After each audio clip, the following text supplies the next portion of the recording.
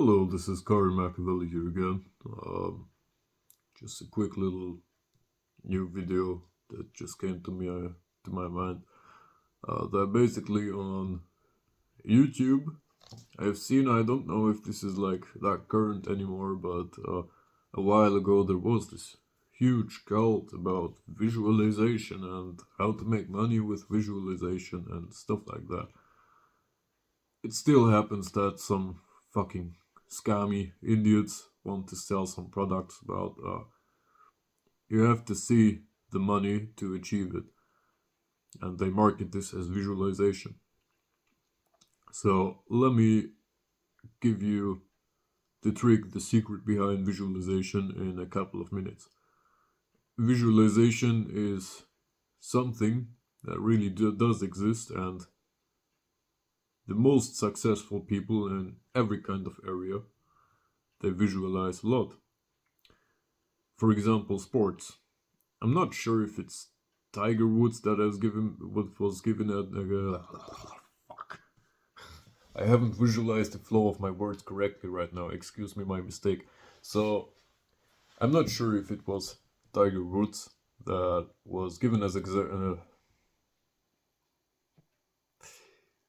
I'm not going to cut this out. I'm not sure if it was Tiger Woods that was given as an example for visualization in successful people, but I read the book once about this whole kind of topic about visualization, not visualization directly, but visualization as a part of what successful habits of people. And Tiger Woods is a great example to make because at least 80 or 90% of the people watching this video have either played golf or mini golf. So that being said, you know how to hold a golf handle, a golf stick, and you know how golfing works. It's essentially easy. You just hit the ball and hope it lands somewhere where you want it. And the way they explained it in this book is that, let's take Tiger Woods for example. He's one of the most successful, one of the GOATs of golfing. I'm not personally really interested in golfing, but still, he's well known and it's easy to understand. Hence, he's given as an example. When Tiger Woods wants to score a good goal, he visualizes the flight of the goal beforehand. He calculates beforehand on how hard he must hit, in which angle he must hit the ball, and at which speed he must hit the ball. And from which distance does he have to hold the golf handle. And he's not going to sit there with a calculator like a physicist, going through alright, with which speed am I going to hit this ball? Or with which Newton pressure am I going to hit this ball? But instead, he's going to use his kind of intuition, his subconscious mind, to do the visualization for him. And since in last video I talked about getting your subconsciousness to your consciousness, getting that subconscious visualization up to the consciousness. Basically, the visualization is a part of getting your subconsciousness to your consciousness mind. To your conscious mind, sorry. So, getting this routine of visualizing everything you can do just to have a more clearer perspective of what you're about to do is really important when it comes to getting good at anything, like getting really good at anything.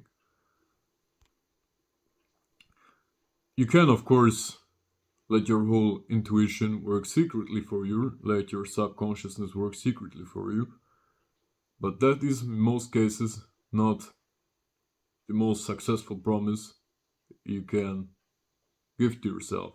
So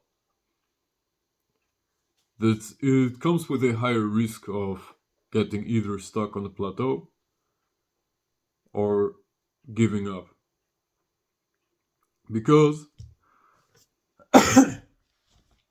at the end of the day, by keeping your subconsciousness hidden and by just learning by trying hard, brute force trying, you can achieve quite a good rate. But if you don't dissect what you are doing, if you don't dissect it into like the system behind it, the sort of chain wheels that flow into each other, you are going to eventually stuck at the good position and not go into the superb position, right? That's how also the most of the CEOs think. So when a CEO wants to get money, wants to become a millionaire, he doesn't like imagine the money like fucking Mr. Krabs in his money bunker or Scrooge McDuck in his gold stash diving into the money and suddenly the money appears. An upcoming CEO, a successful CEO, will visualize, he will have the beginning of the project in his head. Like, alright, what are the factors for the company, for the problem I'm trying to solve for the public? Or the value I want to bring for the public? How am I going to design this? How am I going to market this? And what change will it bring to the world? This last part is one of the most important parts, essentially. Like, what change, what reaction, what kind of difference will it make to the public? Sort of as if you like drop something, drop a piece of bread to a horde of pigeons, like they will come all together, they will like eat it. This is the same for a new product. Like if you drop a fidget spinner in a school class, the kids will come and fucking eat it. Like they will not eat it, but they will look at it like, what the fuck is this? Is this like a fidget spinner? Oh, cool. But this is the same way like the fidget spinner was marketed. So once people start getting up to the hype, once it gets discovered, it sort of creates a chaining effect. And that's how someone who wants to solve a problem for the public sector is also thinking about it, visualizing the process. So he's not visualizing the money directly, but instead of how it will attract the masses, and the money is just to buy a product. And so, if this visualization is not there, if you haven't developed this visualization, if you haven't learned to visualize, you have a high risk of failing, especially in the economic sector. Because you don't actually know the consequences of your own actions. So, say you just invent something just out of the blue, and you don't think about how to market it, you don't think about how the people will react, you don't put yourself into the perspective of the mass, you will essentially fail with your business idea, or could have a high likelihood of failing. Not essentially fail, but the likelihood is high that you can fail, because you're just playing by the hit or miss. You're not putting thought into it. And of course, your visualization can be deterred. Your visualization can be unrealistic sometimes.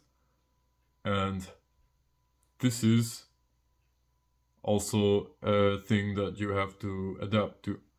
So your visualization will not always be right, but you can adapt your visualization by the results you see after you did the action that was produced from your visualization.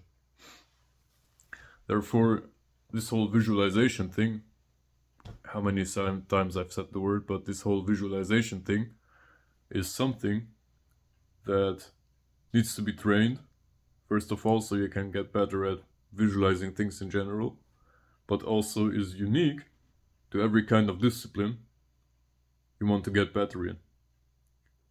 But the good thing about it is you have insane learning curves, you have really steep learning curves compared to the broad mass if you start to visualize things. And an example of visualization, of how visualization can also look in practice, I'm going to upload that in the next couple of days here on my channel, because I used to study mathematics and I was one of the visualizers in maths, and this brought me great results. Like, I was not the best mathematician student, like best math